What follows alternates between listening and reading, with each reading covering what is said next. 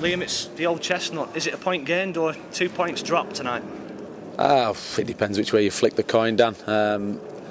I think we thoroughly deserved to get something out of the game. Obviously, the decisions which deem that we didn't get something out of the game, I'm still trying to get my head around it. I'll go and ask her. I don't like to speak about the officials and everything else, but when they put performances like that, it's impossible because everybody wants to ask the questions. Which do I do? I want the answers. I think if you see the penalty and it makes him retake it, as we've just spoke before, you'll have a retaken penalty every single kick. You'll have a retaken penalty. Nobody touches the ball after. It's a great save for the kid, and he makes him retake it. I thought he was poor all night, to be honest. I thought he was very, very, very poor. And he summed it up by sending one of their lads off just to get a name in his book. Frustration, anger, the feeling after the game? I think so, yeah. And that's a good thing because the lads are very, very frustrated and they haven't lost the game, which is a great appetite. It's what we build on. It's the kind of the messages we're trying to send around the club. So to come here is a tough place. I've come here as a player many, many times. And to come here, I thought they played some good stuff on the night. We wasn't as fluent as we could be, but they set up to stop that. But in the end, I think we deserved a win.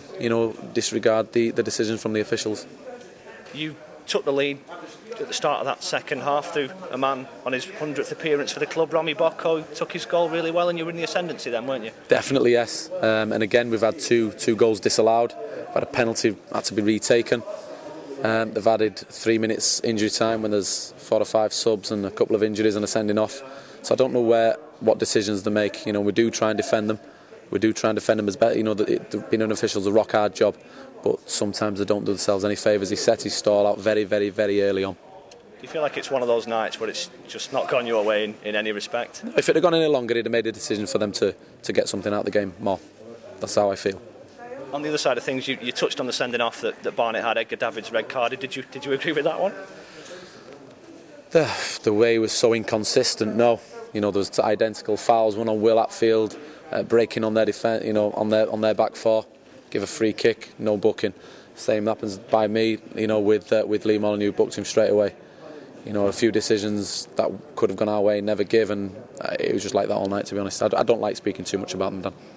In terms of your own team, the performance, a little bit stop-start in places, but when you got firing, you looked a threat. Yeah, and we've been like that for a few weeks. Took them away from home and put a performance in like that. We wanted to win the game. We did come up. We spoke before the game. We do put a lot of points between us if we win the game, and we were conscious of that. And obviously, the next best thing is not to lose it, which I'm made up with the lads' work ethic, the lads' application.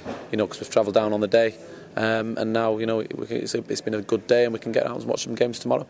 You went for an unchanged line-up again. Was it a tough decision to leave James Beattie out? Yeah. He's a bubbly character. He's obviously his quality tells you he needs to play. But he's a good pro. He's no problems whatsoever. He'll support the team regardless.